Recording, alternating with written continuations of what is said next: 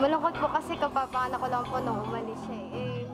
Bago, unang anak ko lang po yun. Ito single mother po ako, siya lang po gumagabay sa akin. Ito nang umalis po siya, malaking kawalan po sa mag-inay.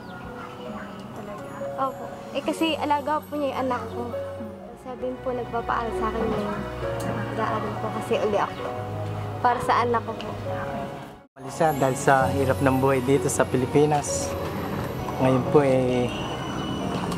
kami pamilya nagtitiis na para naman sa ikabubuti ng pamilya ang kanyang paglayo, pero mahirap man. Kailangan namin tanggapin. Malaking pasasalamat po sa mga bumubuo nito. Malaking tulong. Thank you, Bayan Mall. May panggatas na yung anak ko. Ay, lalo na sa Bayan Mall. Salamat sa grocery. Salamat po sa Bayan Mall. Online shopping.